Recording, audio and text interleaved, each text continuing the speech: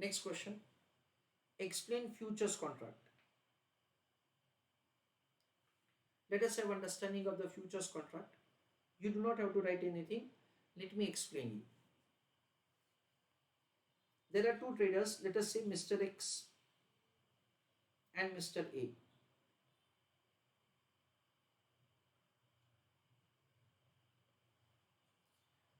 Both of them are friends also. Let us say that so on 1st of January, both of them are having say a kind of conversation that what would be the price of the Reliance security on 31st of January. Mr. X is estimating that the price of the security will be rupees 3000.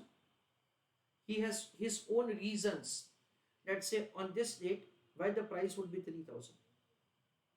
Mr. A says that say I am expecting that the price of the security will be 2600. Again Mr. A has his own reasons that why the price would be like this. There are a number of like the macroeconomic factors, industry factors, the result of the company which is going to be there, and so on. So after some time, let us say that say Mr. X offers Mr. A that let us enter into a contract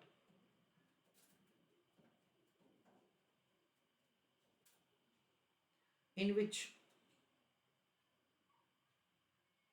I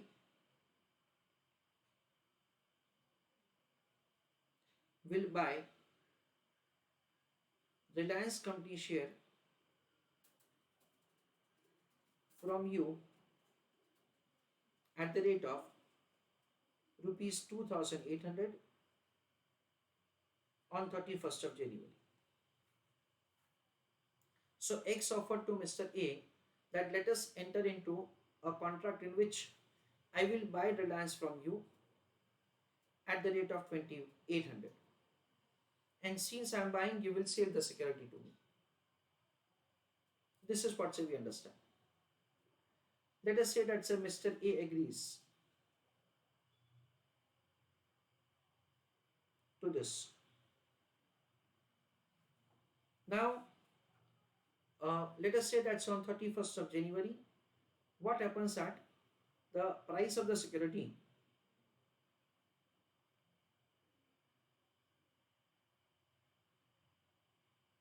is, let us say, rupees 3100. I want you to write in the chat box that say who has made profit and how much. So friends, basically we understand over here that say this is an example of the forward market, that is contract. This is an example of forward contract in which from Mr. X point of view we can say something like this: spot price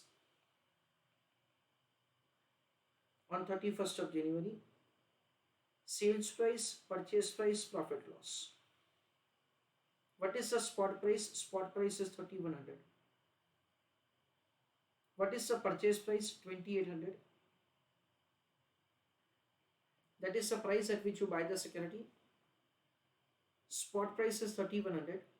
So Mr. X will be able to make a profit of 300. And from Mr. A point of view, we understand that say it is again the same column, spot price on 31st of January, sales price, purchase price, profit loss. Mr. A has a transaction to sell security at the rate of 2800. So what will happen? He will purchase the security at 3100, sell at 2100. So there is a loss of 300. So basically answer to my question is, that is what I asked, who made profit? Mr. X. How much profit he made? 300. So basically we understand that say this is what's the kind of result that we will have. This information of the 3000 or this information of 2600 is just to understand why a trader would enter into the transaction for buy and why a trader would enter into the transaction for sale. Basically we understand that over here finally the price that has been decided between both of them is important. That is what we understand. So I can say that say everybody is requested to pay attention. As far as the forward market is concerned, let us say that say these two are friends only. So as far as the forward market is concerned, in that the transaction is entered upon like over the counter, or we can say that it has been entered into informally, or it is given a technical name as over the counter. Over the counter stands for, let's say it is entered upon through the two traders directly. That is what we understand is say the forward contract. Everybody is requested to pay attention. Second thing is that say, see these two are friends only. So on 1st of January, they can do the transaction for 15th of January. They can do the transaction for 30th of June. They can do the transaction for 31st of December. So basically, in respect of the time period,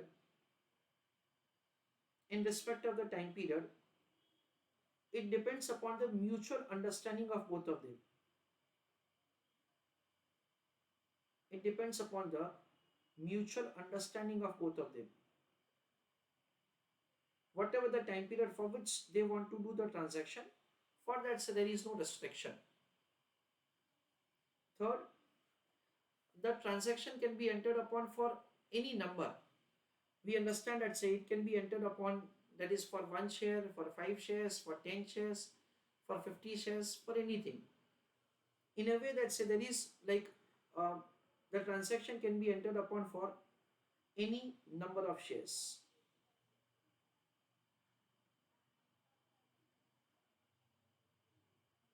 Fourth, we can say something like this. Let's say suppose, listen me carefully, that on 31st of January, the price of the security is, let us say 3100. Mr. A is going to Mr. A with an amount of 2800 in his pocket. He gives 2800 to Mr. A and tells him that say I want to buy the security. A says that see friend, you know that the price of the security in the market is 3100. Yes. So ultimately you will have a profit of 300. Yes. Is it fine if at all I pay you 300 rupees? X says that okay. In a way that say Mr. A wants to avoid a hurdle going in the market purchasing security at 3100, giving at the rate of 2800 to Mr. X. Instead of that, say directly he pays an amount of 300. Mr. X also agrees to that. So we understand that say between both the friends they can have the settlement. They can have the settlement in cash, or the settlement can be with physical delivery. Again, it depends upon the mutual understanding between both of them. That is what we understand. Um, One more thing that we understand that say in this kind of transaction, uh, the default risk is more. Why? Because there is no as such a kind of like the any payments is not there on 1st of January when the transaction is entered upon. It is only based on the trust that the Mr. X and Mr. A are entering into the transaction. So we understand that the default risk is high in this kind of transaction. One more thing that we understand is, let us say that say I am friend of Mr. X and Mr. A both. I am a common friend to both of them. However, I don't know that say what is the price at which they have entered into the transaction. I don't know. I don't know that say what is the, that is who is purchaser, who is seller, I don't know anything. So basically we understand that say for outsiders there is no transparency.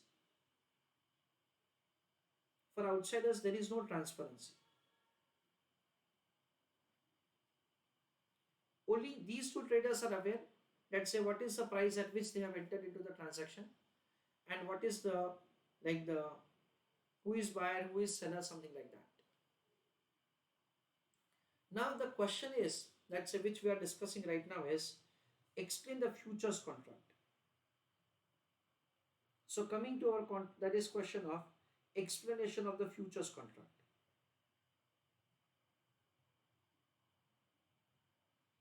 Let me explain all of you.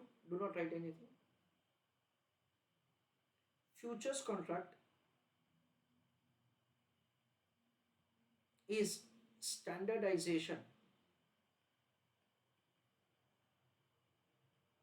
of forward contract.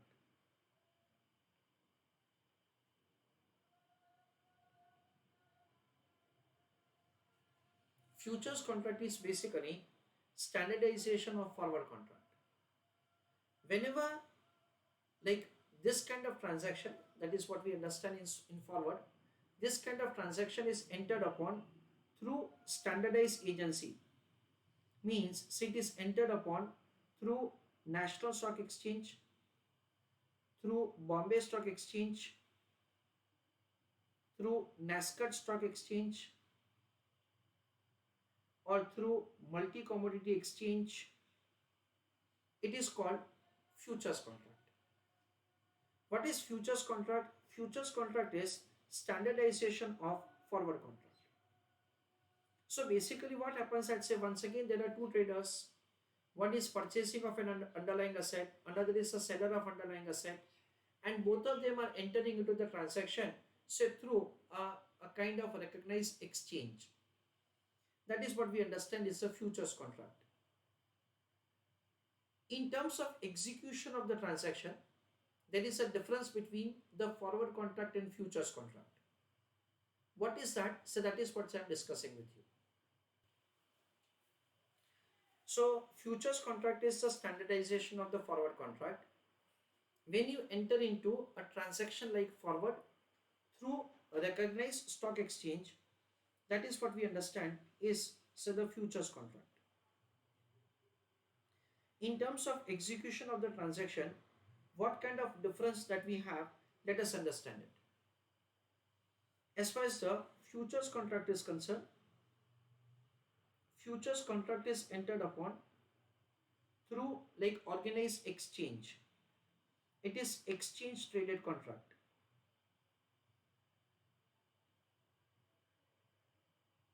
See, whenever you are entering into through an exchange traded contract, then in that case they have kept certain rules and regulations. So when I go to the National Stock Exchange and I want to do some transaction, then in that case I have to obey the rules and regulations that say they have. So over here, say they have a kind of rule in respect of the time period. What kind of rule that we have? Let us understand that. Let us say that so the today's date is 1st of January. If at all you will see that say on 1st of January, then in that case you will find that say the futures contract can be entered upon for the month of January, for the month of February, and for the month of March. These are the 3 months for which the futures contract can be entered upon. Any futures contract entered upon will have an auto expiry date of the last Thursday of the respective month.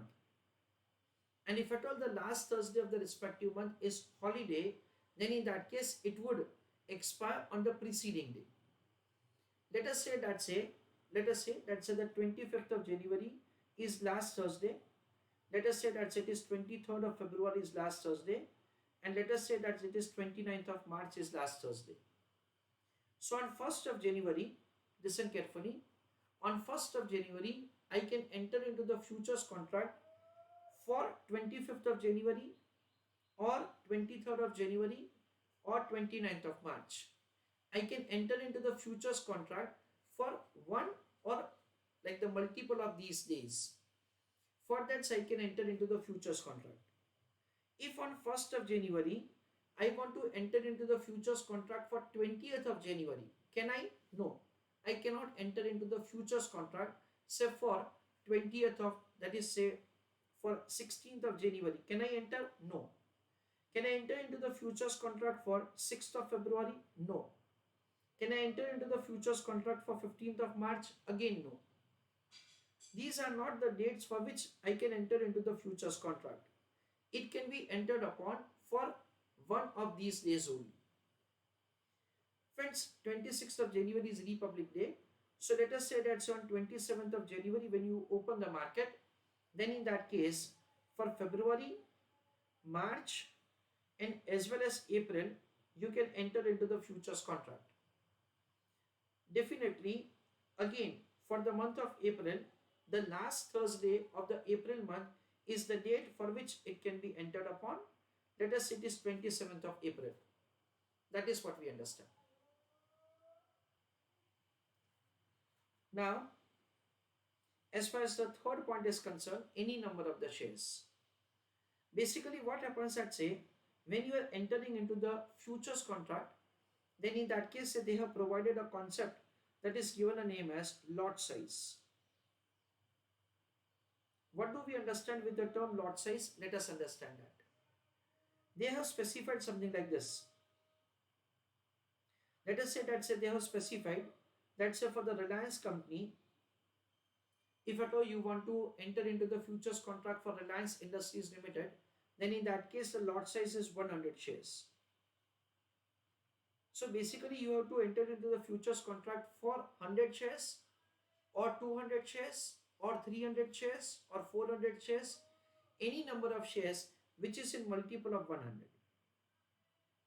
If you want to do the transaction for 150 shares, you cannot enter into.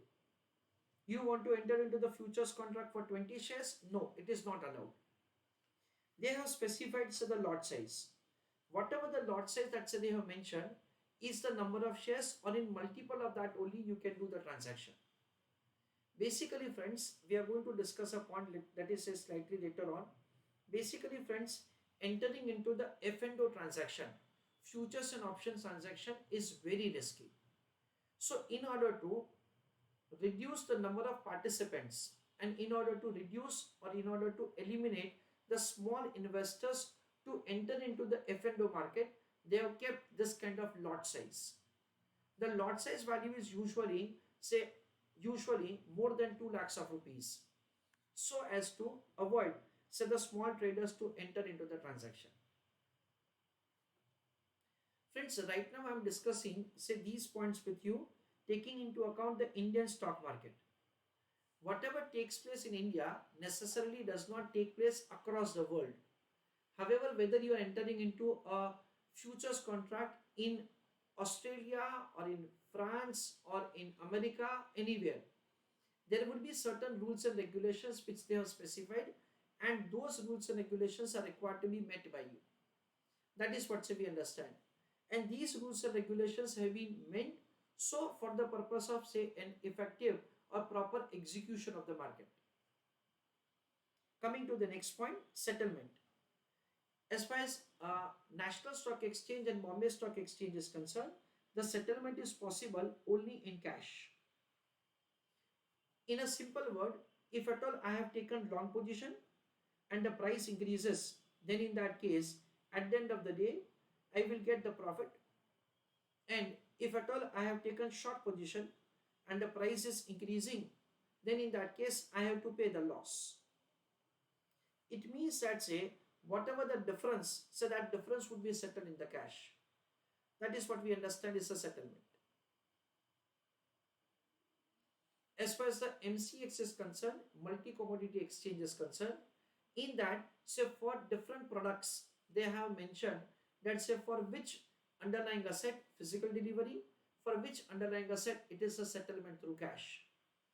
But that is again, they would have specified, beforehand, in a way that when you enter into the transaction, all the things will be clear, that these are the things which you are required to obey when you enter into the transaction. We understand that say as far as a forward contract is concerned, say it is an informal contract, so there is a high default risk. In case of the futures contract, understand that. Let us say that say two traders, Mr. X and Mr. A, they are entering into the futures contract through National Stock Exchange. So basically these two traders are not aware that say with whom I am entering into the transaction. I entered into the transaction for buy, somebody is there to sell, and say through the matching system, so the transaction will execute. This is what so the way say the transaction is executed. What I want to tell you friends, ultimately it is the stock exchange who is responsible. If the price of the security increases, then in that case Mr. A will make a profit, I'm sorry, Mr. X will make a profit and Mr. A will incur a loss. So it is the responsibility of the stock exchange say to collect the money from Mr. A and to give to Mr. X. That is the reason what stock exchange will do. Stock exchange will collect margin from both the traders when they initiate the transaction. And in addition to that, say there is a mechanism that we are going to understand later on. There is a mechanism to compute that say who is incurring loss and the trader who is incurring the loss. From that trader on the regular basis the loss is recovered. How that mechanism works, that we are going to see later on, but in short we understand that say there is a margin system in case of the futures contract in order to reduce or in order to eliminate the chances of the default. I give you a small example like this. Let's say when I was entered in the school, my school collected an amount of rupees 10,000 from my dad, telling my dad that say if at all your son is say misbehaving in the school and if at all he is damaging any of the property, then in that case we will not come to you to get the reimbursement for the that is repairs. We will use this 10,000 rupees say to cover the repairs cost, and at the end of the his school period we will give you the difference. In a way that so the school is collecting 10,000 beforehand. Why? Because so the school is aware that if at all I damage some property and they have not collected any money from my dad, then in that case my dad will always have a point to tell the school that my son is very innocent and he has not done anything. So there is a concept called margin in that. We understand something like this. Say as far as the transparency is concerned, it is there in the futures contract. If at all I am not entering into any transaction, but even in that case I know that what are the prices which are prevailing in the market, say for the futures contract, for Tata company, for Reliance company and so on. I am definitely aware that say what are the future prices say which are prevailing in the market. Right on heading futures contract.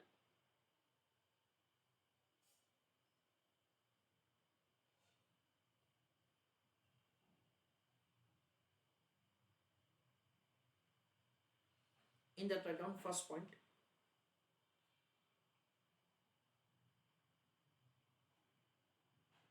futures contract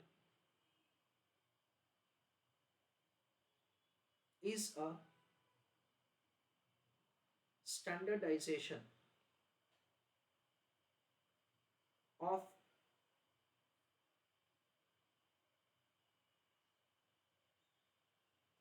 forward contract.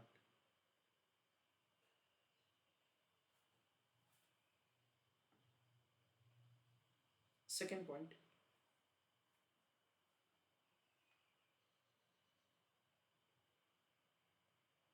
futures contract is an exchange traded contract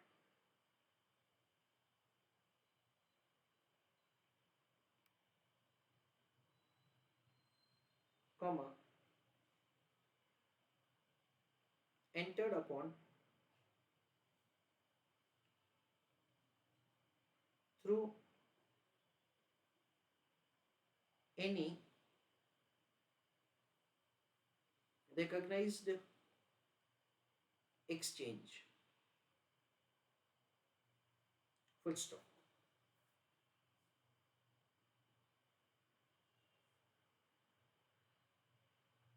With paragraph write down, in terms of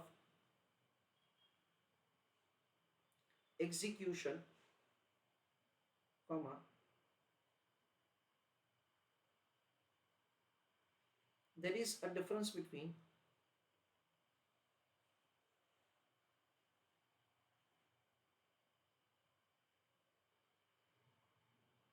forward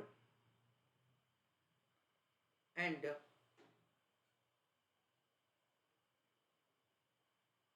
futures contract as under.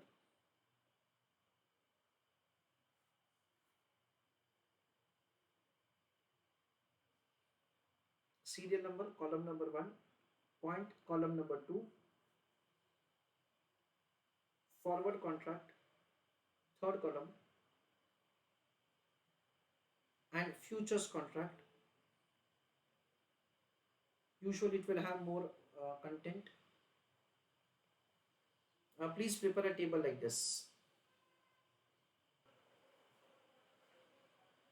First one, write down serial number 1. In point column, write down formal / informal. In forward contract, write down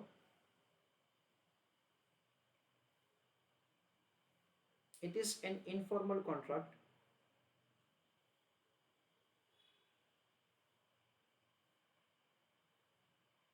comma entered through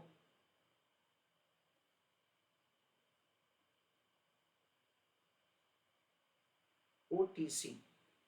OTC stands for over the counter.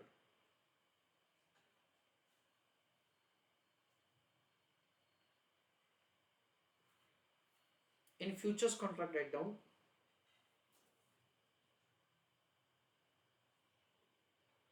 it is a standardization of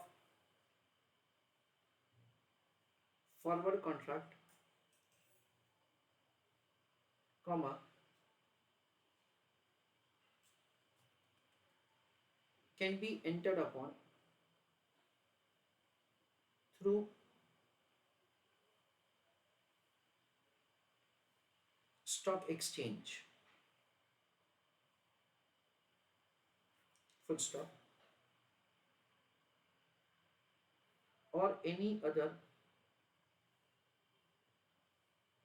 standardized agency.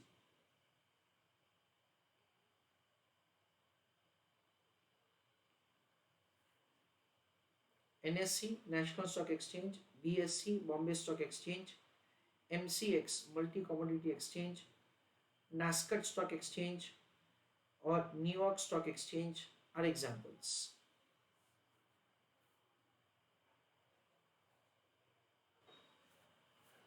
Second, time period.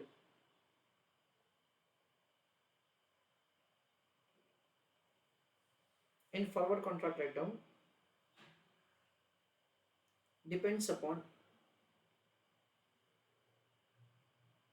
mutual understanding.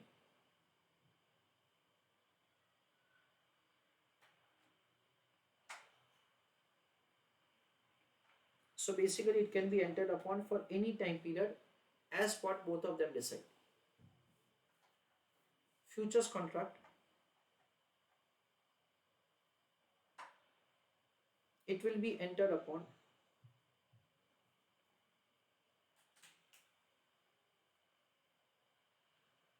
as per terms and conditions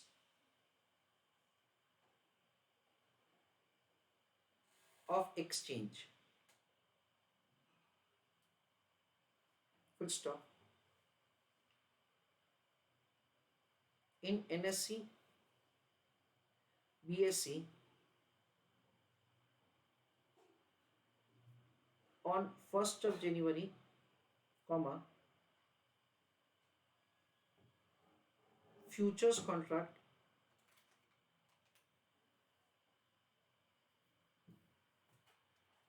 can be entered upon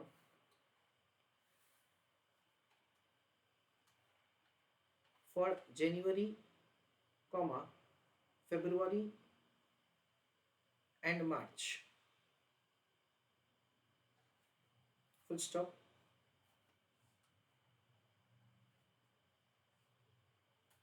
Futures contract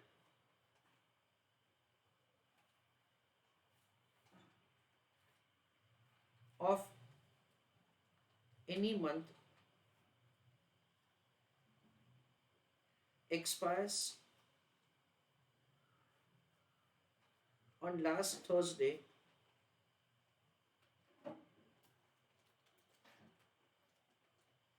of respective month.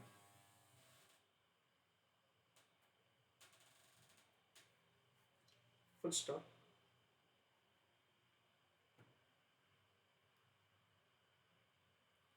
Once January futures contract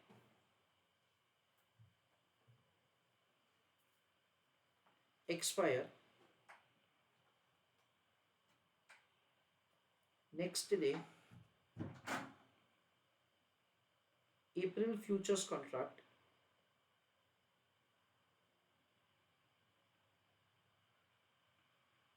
can be entered.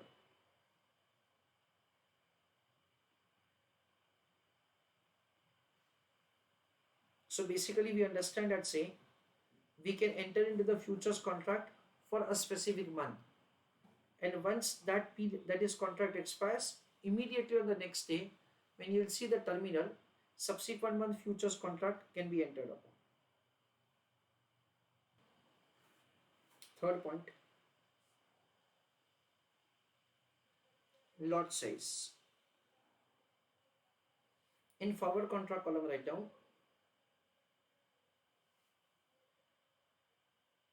forward contract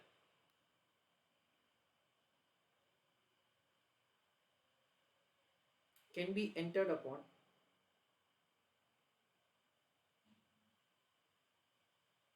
for any number of shares, any number of units or shares. The term units means, what I want to tell you is that say for gold you are doing the forward contract in which say I'm going to buy gold from you. It may be 1 gram, it may be 10 gram, anything like that.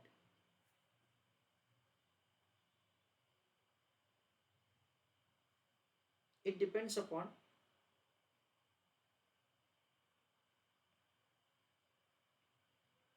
mutual understanding.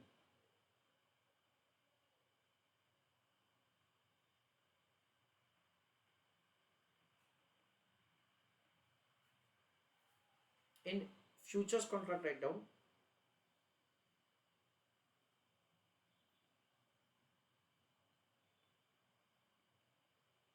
the contract can be entered upon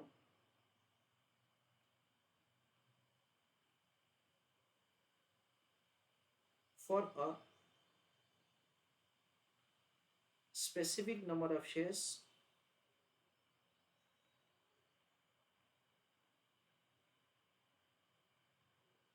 or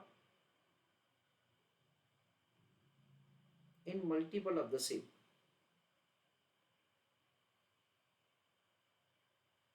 And this is what say the exchange will decide. In case of the gold you want to do the futures contract, in copper you want to do futures contract, then they will specify. Fourth, margin. In forward contract, write down there is no margin requirement.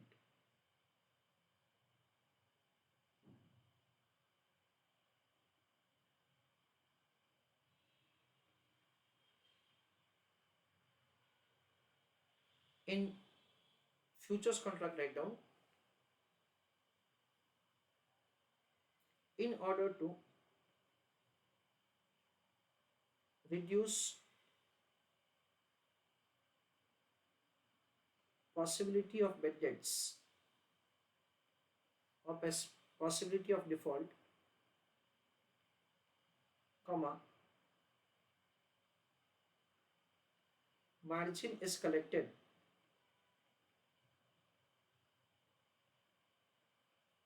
from trader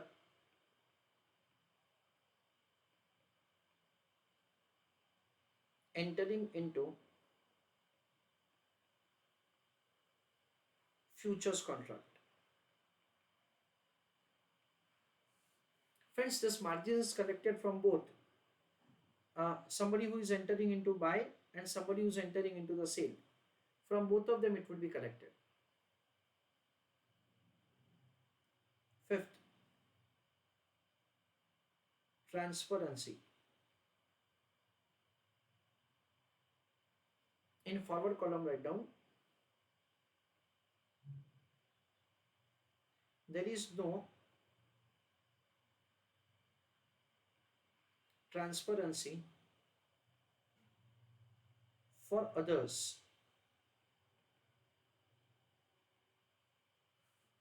In futures column, write down the transaction is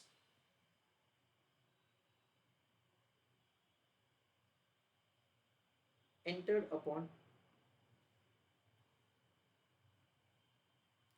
through a standardized agency.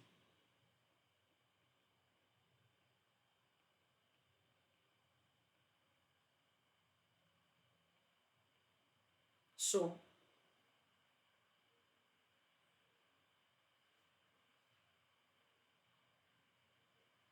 sorry, standardized agency, comma,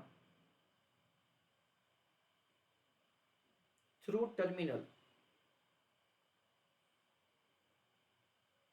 So, others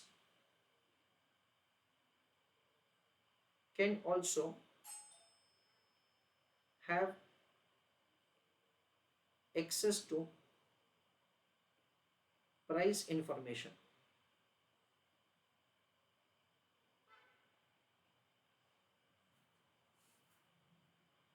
Sixth, method of settlement.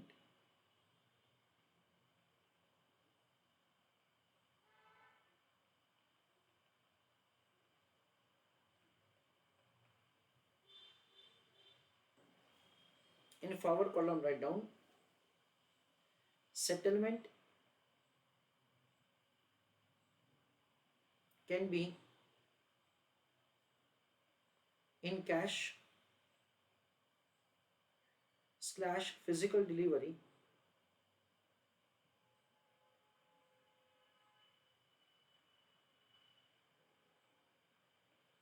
depending upon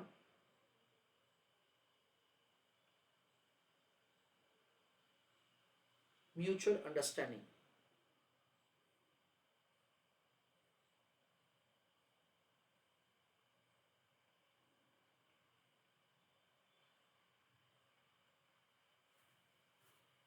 In futures column, write down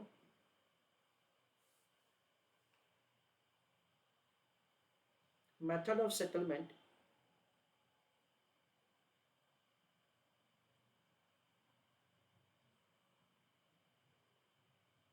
would be predetermined.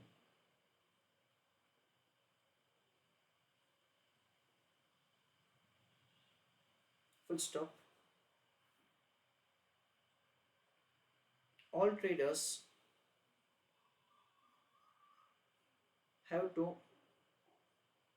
follow fixed method